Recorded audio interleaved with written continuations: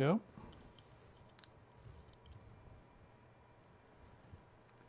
Okay.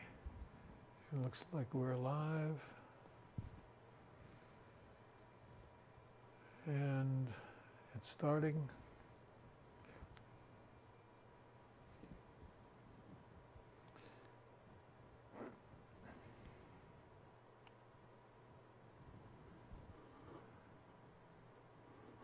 So, okay, I've got the screen up and looking at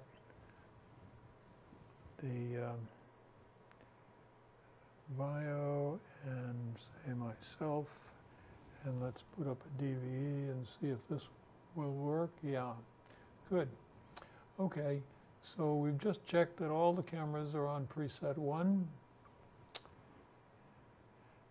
And we've restarted all the videos. They all are reading ready at the moment.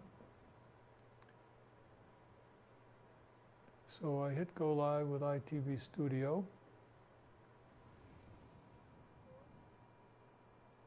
And we've got a signal that we're actually broadcasting. I'm seeing the signal on backhaul. Let's just take a look at the from camera 1.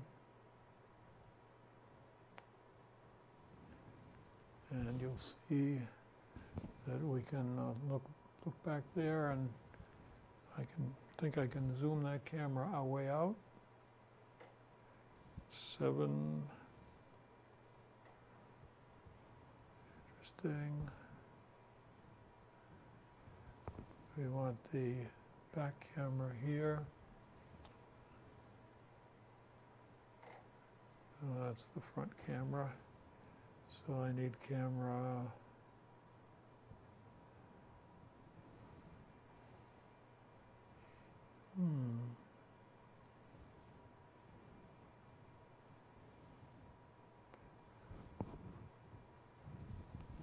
Kind of interesting. See where I'm going.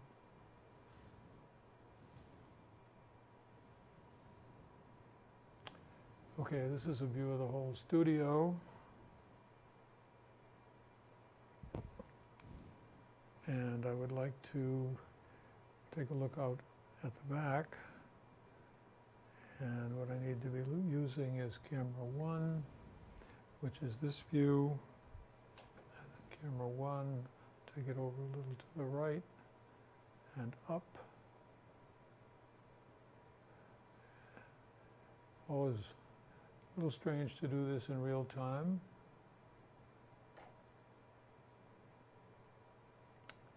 But you will see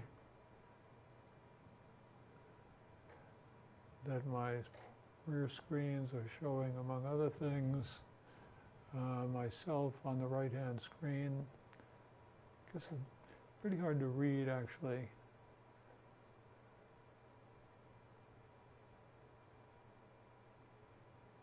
So the two screens you see here, one is the real-time screen of my work, and the one on the right is the backhaul from, there we go, here's the program screen, and here's the backhaul screen, and you can see the delay in things coming backhaul from YouTube. But we are up, we're ready to go. Let me pull this back to this view and turn off the DVE, go back to a mix, and see where we are with the things we need to do. So we put up a webcasting sign and locked the front doors. We did not check that the green room side door is open at the moment, or that signs on the second floor landing. So maybe I'll just go do those for a moment. Let's go back to this view and reset it to 1. And we'll go just out for a moment and make sure the door is open, just in case we have any visitors. We have 20 minutes to the program time.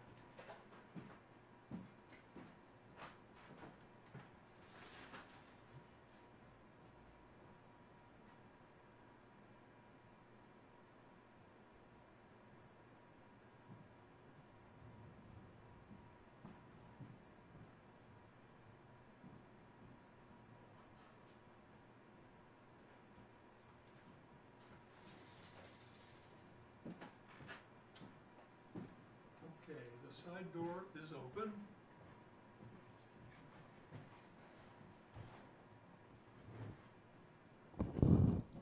So the side door to our green room is open. And I've closed the folding door.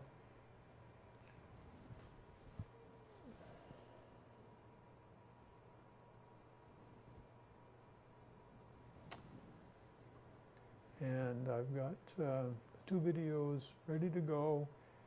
I don't have the matrox ready to record today, but we will do that in the future.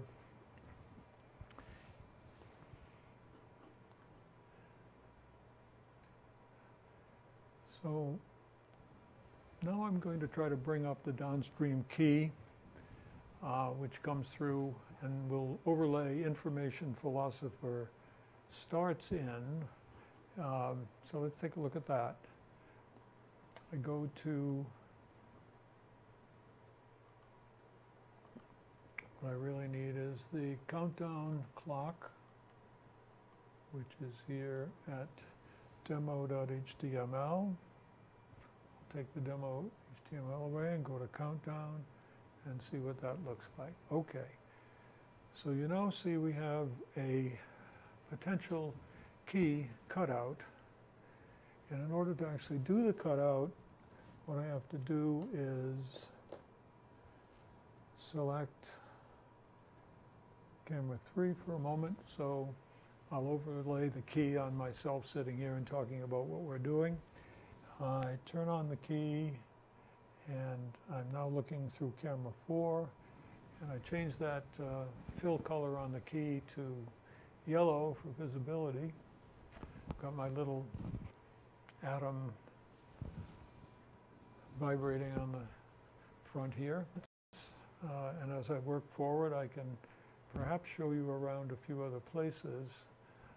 With the key on, it's a little difficult, but I will try.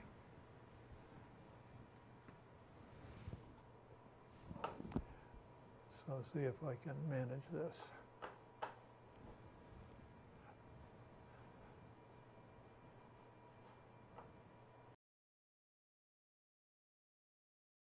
Perspective and see, I'm looking down at the table I'm sitting at. I have a book to show in a moment.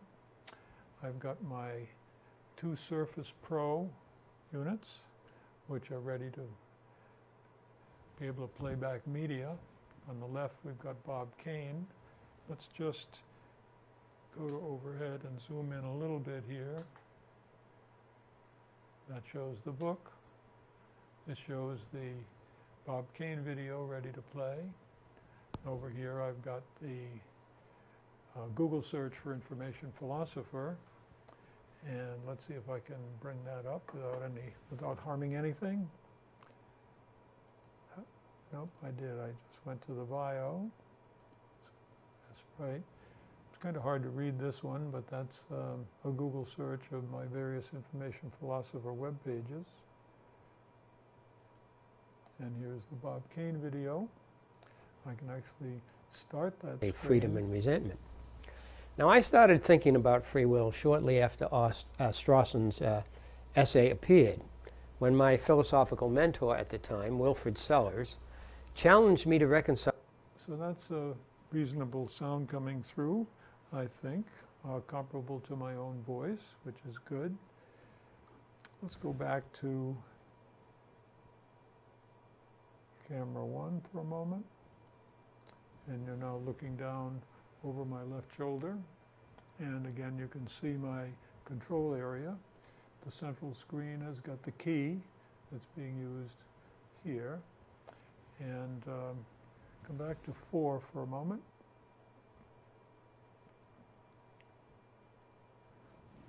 And here above the key that's coming in, you can see that I've got my prompter screen telling us that it's 16 minutes and 20 seconds.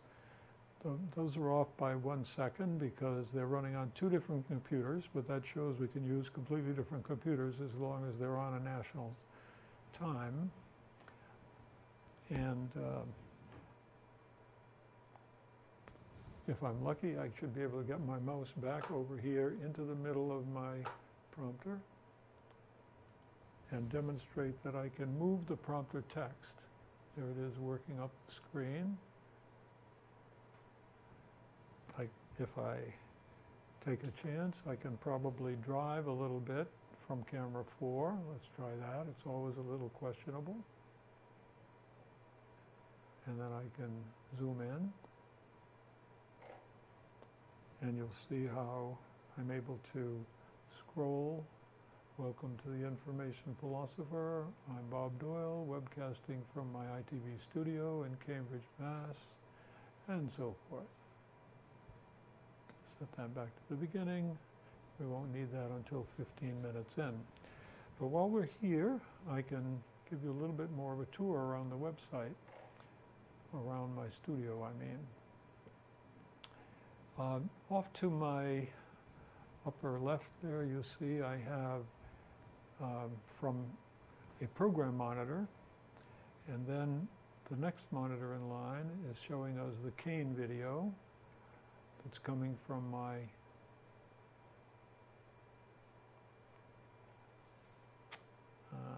Surface Pro. And then in the middle of the room, I have a very large 65-inch screen, which is at the moment playing my downstream key. Now I can change what's showing on that screen. For example, I can go to the, well, there are difficulties there because this thing often needs to be reset. Let's go and show the Kane video has now been put up on the middle screen. Here I can put up a multi-view screen, like the one that I have right here. My hand is showing it. This is my ability to see all the different cameras and what's on program and what's on preview. I continue to move around the room. I've got a second monitor and then a program monitor, which is moving. Those two monitors with white outlines are going to be used for Skype visitors. And that's about as far as I can go around, and I'll run into the wall. So let's come back. Just hit preset 1 for camera 4. Got to get rid of those letters that say recall for OK. And we see we're down to 13 minutes. Oh, there's Carter calling in. Normally I wouldn't answer the phone, but I can do that. Hi, Carter. Hi, Carter.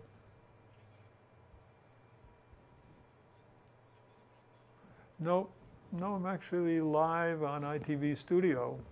And it says the Information Philosopher starts in 12 minutes, 39 seconds. I'm going to try to do a whole hour show. What's up with you? Okay. No, I got on the phone with her. So I gave her the name, and yeah, and she says it looks like no problem to just use the existing policy to cover that space as well for a small extra charge. Yeah.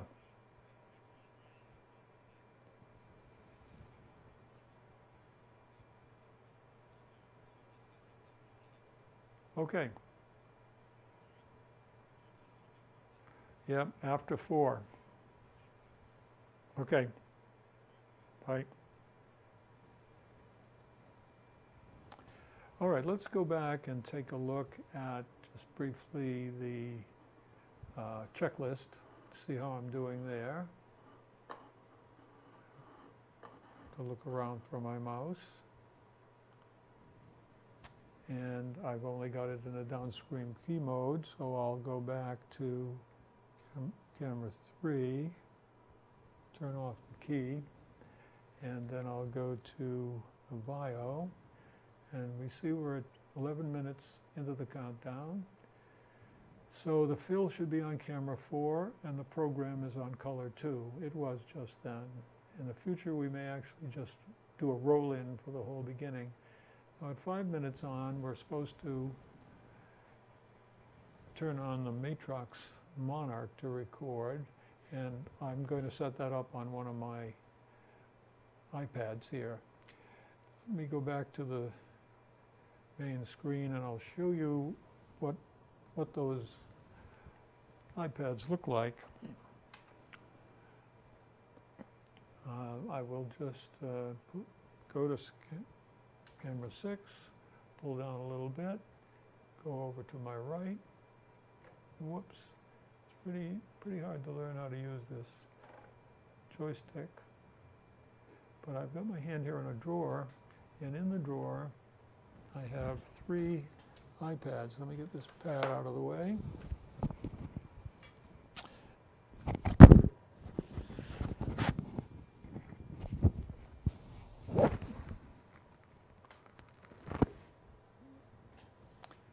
And I need to move a little bit more to the right. So the screen on the left, the iPad on the left, is actually controlling the video that's transmitting this out over YouTube. So you see it's giving me a live picture of my moves and so forth.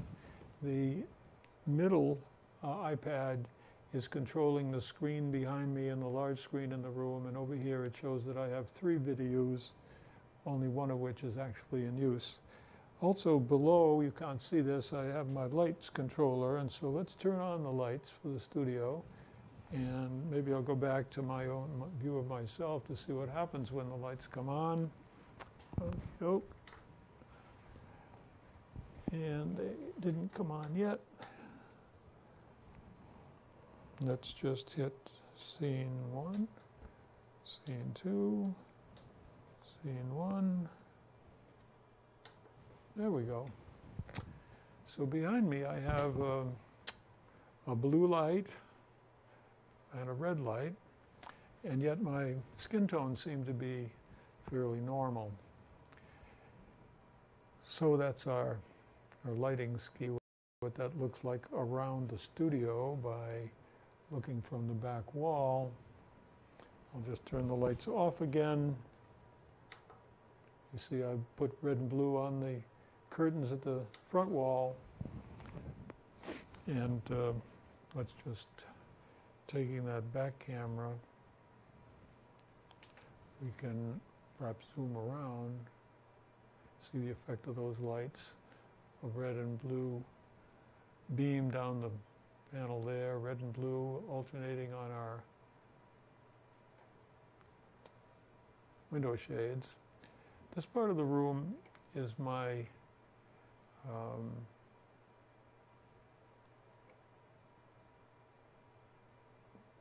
where my videos are kept, and another switcher control is there as well. A little hard to see from the back camera. So let's take the back camera back to preset 1. Let's go to preset 2 instead, which is a little smaller. It shows I've got the video on the big screen, so I can control what is up there, change it to the program, which of course now sort of creates an infinite loop, or I can put up Bob Kane, or that multi-view again, and so forth. So when I come back to view of myself, you see I can back away from this picture and see that multi-view is also showing on the screen on the whiteboard behind me. So that's rather convenient. Okay, we're now near 5 minutes, so I'm going to go back to the list of things we do. So it says I should check video apps are running on the iPads and they're showing active video, and that the prompter mouse is in the iframe and scrolling up and down. So let me just do that. It is in fact ready to go. Let me go back to the studio clock again and put us in downstream key mode once again. Color the key yellow. And now once again you can see in the back the prompter screen, and I double check that the prompter is actually working. I turn it back. I'm not using a mouse. I found when I use a mouse, the mouse can get outside of that iframe and cause the whole frame to go up, so I lose the time at the top. So I'm coming down on 5 minutes. I'm going to take one more brief break. Back here in a minute.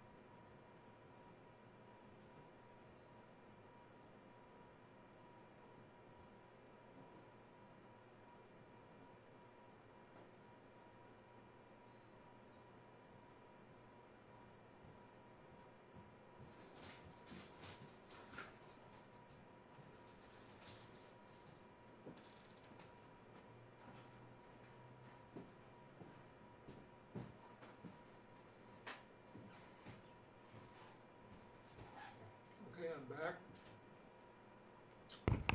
Put my microphone on.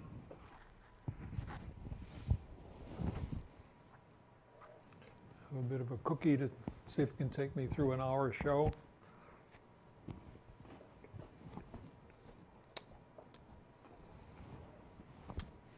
So I'm now going to start I'm going to try to start 1445, which is the Facebook page.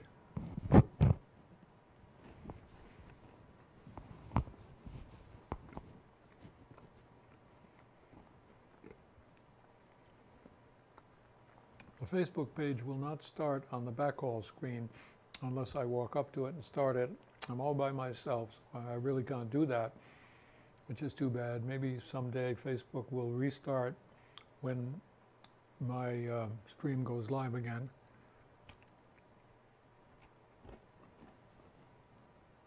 The way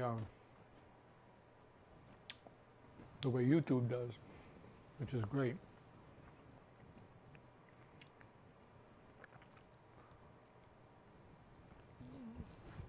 So Facebook is not loading quickly. So Carter suggests I just walk over to it and say go.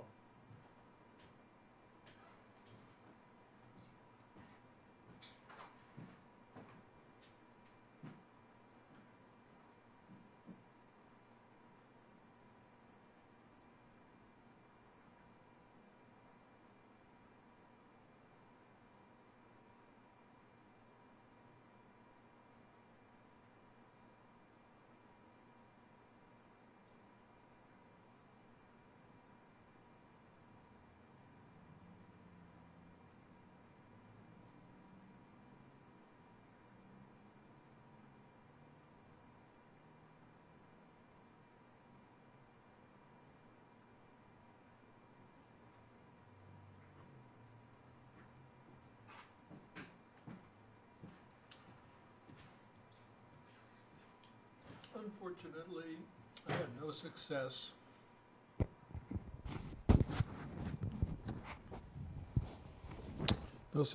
getting the Facebook stream to start properly. I need to learn about that and exactly which buttons to push. But we're here counting down to my start. Practice what to do. The idea is to hit 3 and key, and then I'm up. And then I'll do key and color, and we're back. 3 key, and I'm up.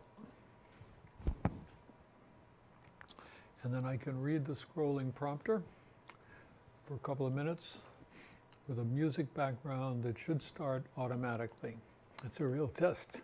It's my first actual real test of a 1-hour show. This time only going to the itvstudio.com stream, but next week we'll send it to Facebook and to YouTube, we hope. So I'm ready to hit 3 key and start talking. Welcome to the Information Philosopher. I'm Bob Doyle.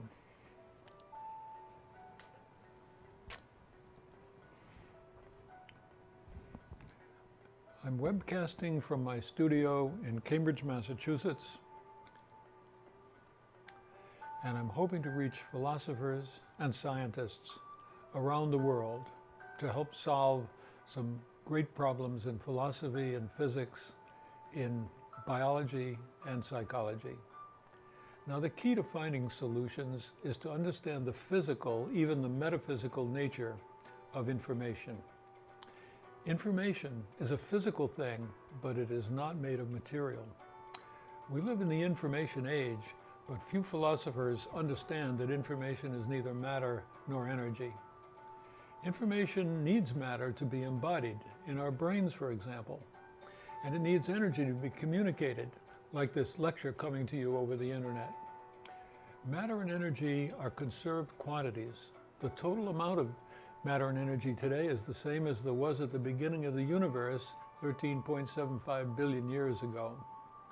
But if the stuff of the material world is a constant amount, what accounts for all the change that we see around us, the new things under the sun? What is changing is information, which is not conserved. Information has been increasing since the beginning of time, despite the second law of thermodynamics and entropy, which has also been increasing. The changes are in the arrangement of the matter into what we call information structures, like the galaxies, the stars, and planets. Living things, you and I, are growing information structures. Living things are forms through which matter and energy flow continuously. And it is information processing from the DNA in our cells to the thinking in our minds that controls those flows of matter and energy. I believe information is the modern spirit, the ghost in the machine, the mind in the body, and it's the soul. When we die, it's our information that perishes, only our matter remains. Information philosophy is a dualist philosophy, one that solves the mind-body problem, the hard problem of consciousness, the problem of free will, and the problem of evil. I hope you'll want to study one or more of these great problems and help me to solve them. Okay, we've gotten out of our music bed introduction and on to the subjects that I would like to talk to you about. My work in information philosophy is available to you in 3 major forms. My website at informationphilosopher.com, my books in print and free online as PDFs, and these lectures. So let me show you some of those aspects of my work. First, here's the Information Philosopher.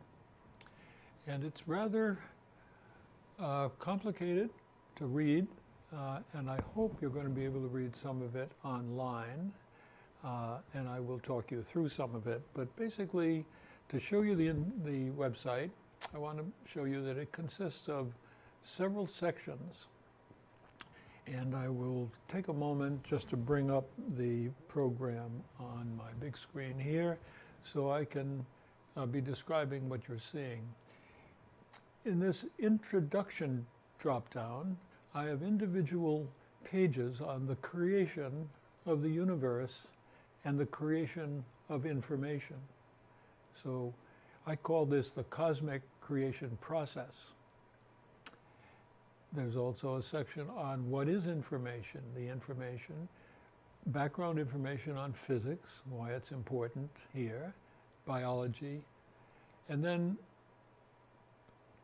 the philosophers that I study, the scientists I study, the problems that I have identified as ones possibly soluble with the methods of information philosophy, some of the solutions, and a number of interesting experiments that raise the problems that we're working on here. In the other sections of the website, one is called knowledge, and the problem of knowledge is been argued over for many years, how it is we know what we claim to know, and what are the proofs as to that. The problem of value, what is our basis for objective value, if there is one. The problem of free will, very large number of sections here that we'll be going into. The mind, which includes the mind-body problem of how the mind causes the body to do things, or what's called mental causation. I have a section on chance, whether chance is real or just a question of our being ignorant of what's going on, so we think things are random. And then a very large number of sections on various issues in quantum mechanics. Okay, so besides my website, I also have a number of books. And I can give you a look at one of these right here by pressing 1, 2, 3 here. This book is the one that we'll perhaps deal with most. It collects those problems from the website in philosophy, in physics, and also biology. My first book, published back in 2011, is on free will. And I called it the scandal in philosophy because so many academic philosophers do not believe that we actually have free will. They think that the laws of nature have caused us to do things that were the result of causal chains that come from the past time. Some believe that everything that happens in the universe today was determined at the beginning of the universe. And that's a belief that's consistent with the idea that there is an omniscient and omnipotent God who is in charge of everything, and that everything that happens is, God willing, as they say, what God has wanted to have happen. Well, whether we get into theological questions or just questions raised by academic philosophers, this problem of free will is a very important one. And in the lectures, we'll be emphasizing Problems book on Mondays each week, and we'll turn to the big problem of free will on Tuesdays. And on the back of this book, I have some things I might like to describe to you. The reason I call it a scandal, and others have done so, John Searle, philosopher from Berkeley, has called it a scandal that after all these centuries of writing about free will, we haven't made very much progress. But in this book, what I do is survey all the centuries, recounting these many different forms of determinism that have been used through the ages to deny human freedom and to deny responsibility. Even many defenders of free will think that it remains a metaphysical mystery, and I will introduce the subject of metaphysics, one that I've worked on quite a bit recently. And I will turn to that book just for a moment here.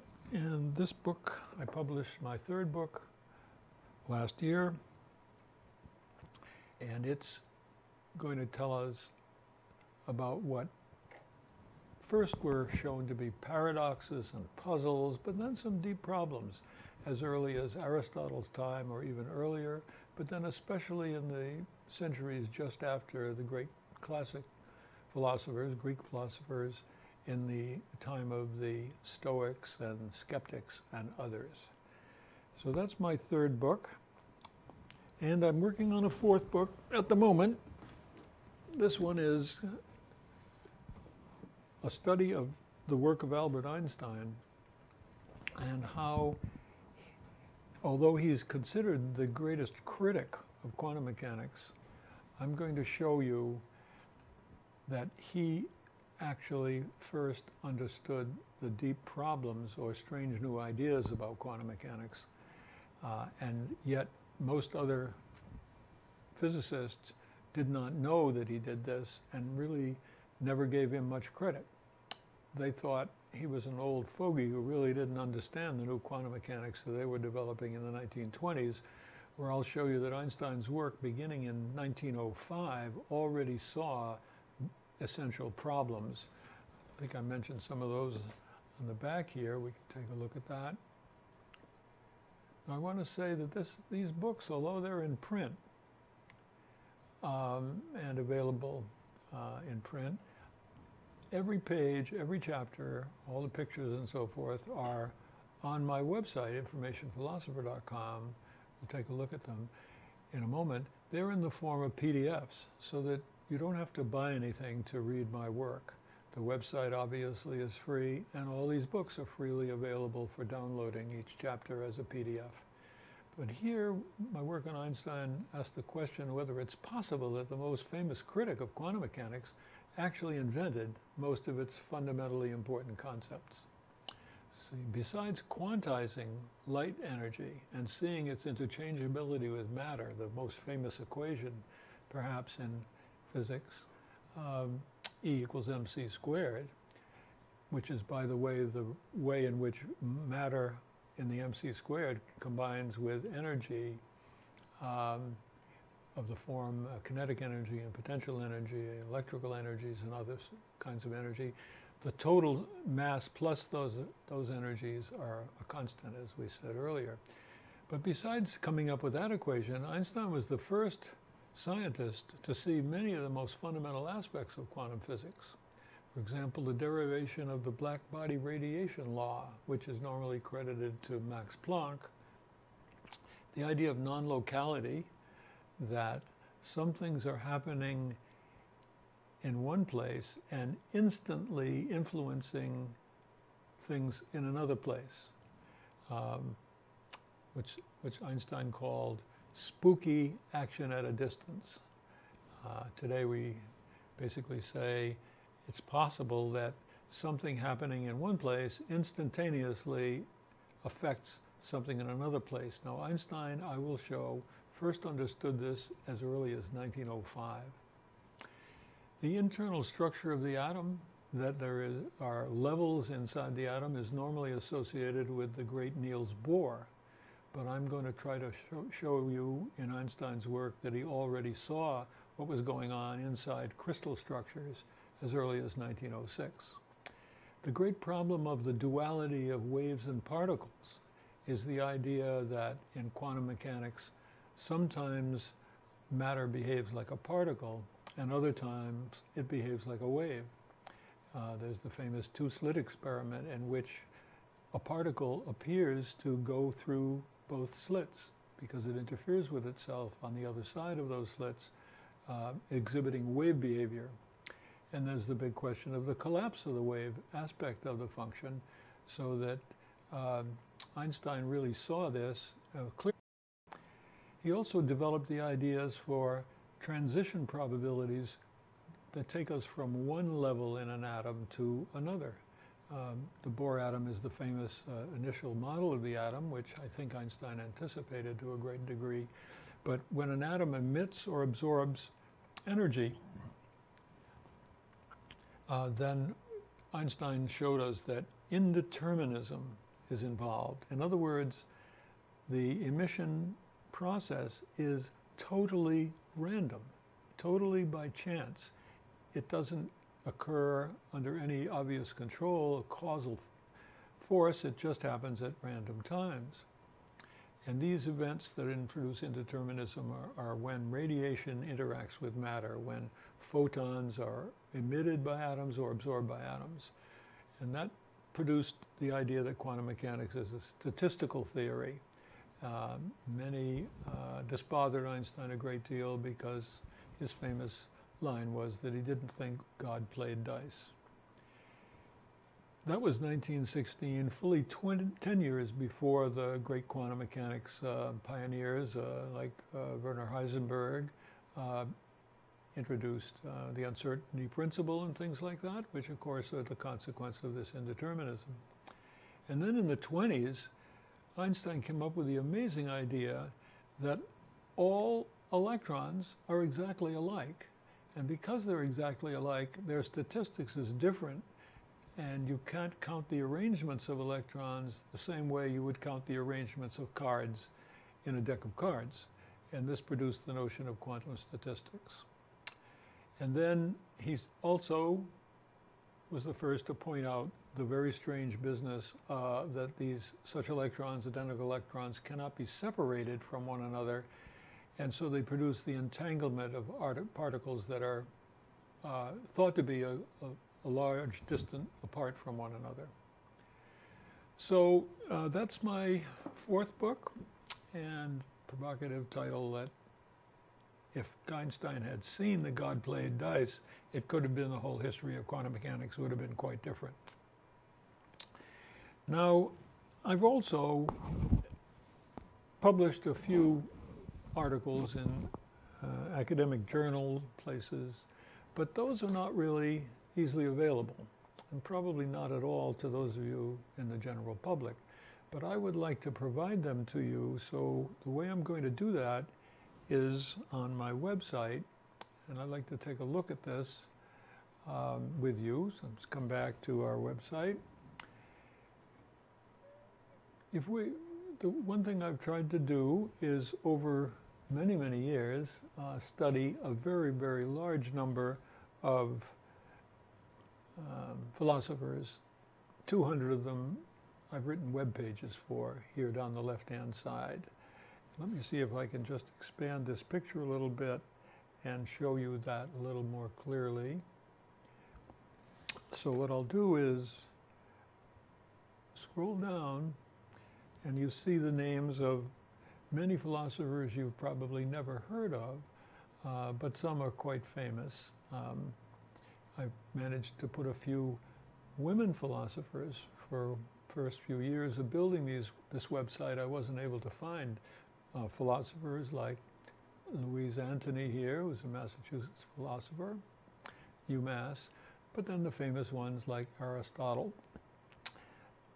Now, one of the things I've been able to do is when I study a philosopher, I make my own commentary about them, but my goal is to give you not only the most important quotes out of their work, sometimes in their old language, but I also give references to their work, their books or their papers, by PDFing them myself, by scanning them. So for example, some of my favorites are William James, for example. Let's go down. Each one of these pages has been an enormous amount of work. And where will I find James here? We'll go up a little bit. Let's click on William James. And then we'll resize the page a little bit so I can fit it back in. And what I want to show you here is that many times James' papers, which you may not be able to find, I've quoted from them. So I've given you his key ideas, and there the text is always indented, and I explain what I think James was doing. But as I get to the and I want to be able to give you all the background information on James, I then, I guess I have to go quite a ways down, I provide individual papers. Here's the most important single paper by William James, is called The Dilemma of Determinism. And we just click on that, and then I've prepared his paper, and I've analyzed it into significant points. Now, James gave this paper, and we can expand a little bit so we see the details of that. hard for you to read perhaps, but in 1884, James gave a lecture to the graduating class of the Harvard Divinity School in the lower lecture hall. And there he pointed out to them that chance must be involved in order to break the problem of determinism. He famously came up with the idea of hard determinism and soft determinism, and even the idea of a single block universe in which everything is totally controlled. That bothered him a great deal.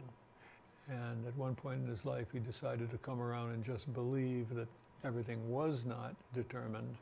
But he did notice that many philosophers argued for hard determinism, which would mean that we had no control whatsoever over our lives. And then even in a soft determinism, some wanted to believe, well, we're free enough because we don't know what's going to happen next year. So even if we are determined and God knows what we're determined to do, we can still believe that we have free will. He thought that was quite unacceptable, just juggling words and an outrage. So let's go back, if I can find my back button. And here we are on James' page again. And you see, scrolling from the bottom now, I'll just enlarge it again. I also have a lot of scientists. Each one of them speculated in some way on the big issues. Jacques Monod is the great Nobel-winning prize biologist. Roger Penrose is a leading gravitational theorist. Stephen Pinker at Harvard is a professor of psychology, written books like How the Mind Works, and we'll try to talk to you about how the mind works as we see it from the perspective of information philosophy.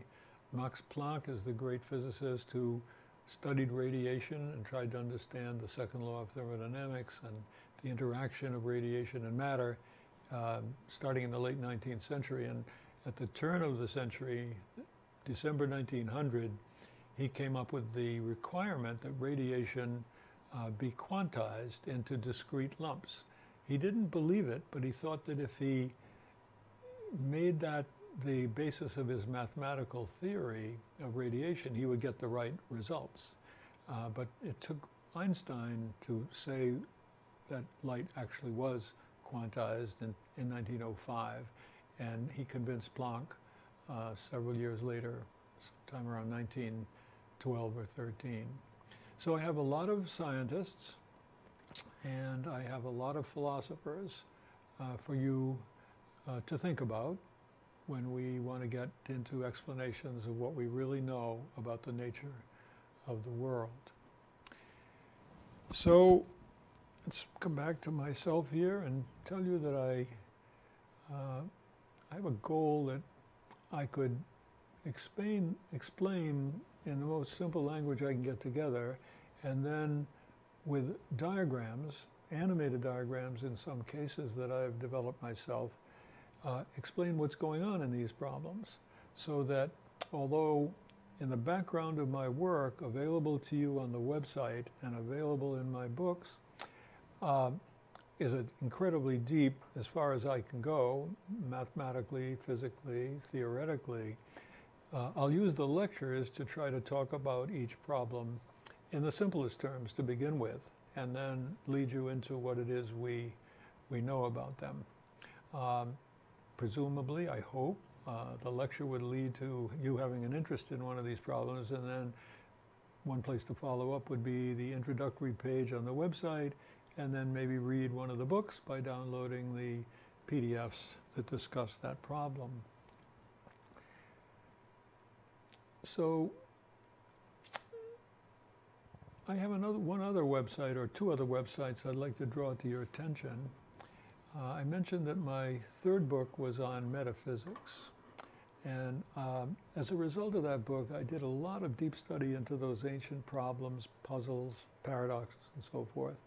And I've created this website called The Metaphysicist. Here's a picture of the shelf of books. It's now about twice that size, that is in a probably basic library of books on metaphysics. And you'll see that, if you notice, it has the same heading as my Information Philosopher website. And in fact, all of my website pages can also be reached from the metaphysicist. Okay, so there was the free will problem area, and here's the quantum mechanics drop down. But then below that, I've added a whole other set of drop downs, one on each of these problems in metaphysics, like causality, whether change is real or an illusion, the question of free will and determinism is included there, and God and immortality, which has always been a major part of metaphysics. Metaphysics actually began with the work of Aristotle, who had a section of books on the most fundamental ideas: being itself, what is being, first things, the prime mover, whether the universe had a cause or was an infinite chain of causes that went back infinitely. Those basic questions included the creation of the universe, and whether there was a creator of the universe. And so we're going to talk about those in our books. And I'd like to say that Aristotle had some very powerful ideas about metaphysics that have become sort of ancient and ignored, except by philosophers who specialize in some of these ancient ideas. And I hope that the idea of creation of information can spread a lot of light on these problems and change our thinking about them. So these are links to all the individual drop-downs, which we also have in a menu form. And then there are a number of really interesting puzzles, sometimes just a clever argument. Here's one called the debtor's paradox, for example. The idea of this debtor's paradox, it came out of a lawsuit in which a person who wanted to break his contract with a lender made up an argument that he's not the same man that made the contract, because time is different now. And he argued that his identity changed with time because he was made up of different things at this time. Well, then the lender came up with a counter argument, and he, I guess what happened here was that the lender actually beat the debtor. He was so angry at this argument that he's not going to get paid back. Well, when he assaulted the debtor, that led to a lawsuit. And now, when called before the courts, the lender uses the very same argument, that he is now not the same as the person who committed the assault. And this has brought up the idea of what is called temporal parts. The argument that everything is created anew, fresh, at every instant. And the argument then among philosophers, especially metaphysicists, they call themselves metaphysicians actually, and I would like to call the work I'm doing a metaphysicist rather than a metaphysician, who argue only with words, like this argument between the debtor and the lender. Today, I would like to see arguments argued on the basis of information and what's actually happening in a particular problem. So this problem area is whether or not we have an identity, a personal identity that remains the same over time. It seems transparently clear that I'm the same person now at 81 years old as I was when I was 15, although I've learned a great deal in the form of a lot more information in my mind at this time. So let's see. Another website is located at a blog at i-phi.org.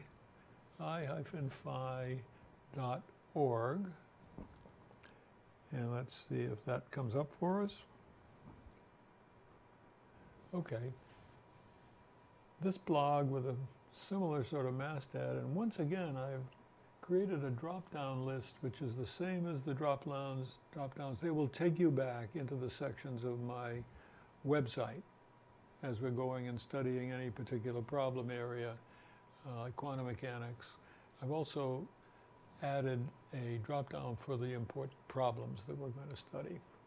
And here, just a few days ago, I decided to say my iPhi blog is active because the previous post, the last post, was June 19th, 2001, when I published my first book on free will and claimed it was a scandal in philosophy that needed to be corrected because we academic philosophers were telling students that they are determined, that they are not creative, that what's happening is happening to them, not because they are making things happen and creating new things. And I feel that's one of my principal goals today, is to give credit to you, listeners, viewers, that you are creative individuals and should stand against this argument that you're just a robot or an automaton or a computer, or that your brain is a computer, and similar arguments. I'm going to be working on that with you. So let me tell you, this post in 2011, so over 6 years ago, was in as you see here on the right-hand side, 2011. Now at that time, I was posting my readings of philosophy from 2008. And a few years before that, I had actually started the website. And so every time I added a new page to the website, let's just pick a random day, July 2009. Okay, in July of 2009, I was reading Peter Van Inwagen, who was a great commentator on the problem of free will with his book called An Essay on Free Will. Here's a quote of what he argued.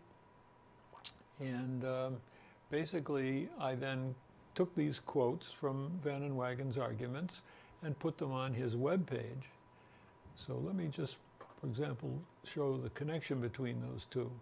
I can go back to, here I am on William James' page, and not too far from where we are right now, I should be able to find Van Inwagen. Here he is. So let's open his page and shrink it back down to make it a reasonable size for you to see.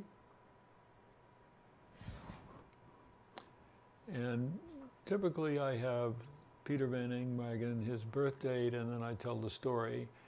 And I bring it up to date here since I added the metaphysicist, but here are those arguments, probably almost identical to the text that I put on my blog back in the days when I was doing a blog every day.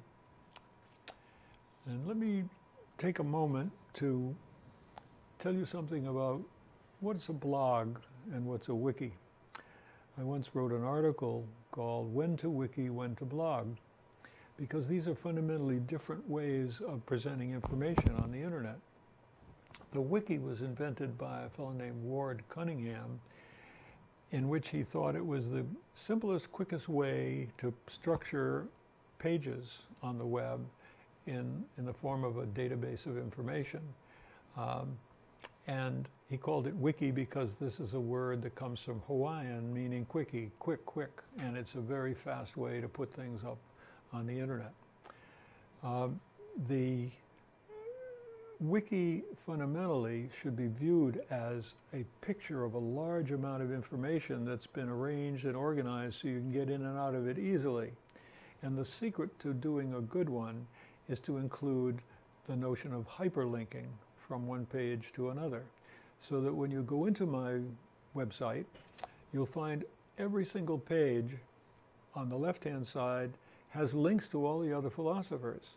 And then in the article you're reading, it will have links to those philosophers that are important about that page you're on. If you're on a philosopher's page, I will typically tell you what other philosophers have preceded this thinking and agreed or disagreed, and give you a chance to understand the development of philosophy over centuries. So what's a blog by comparison?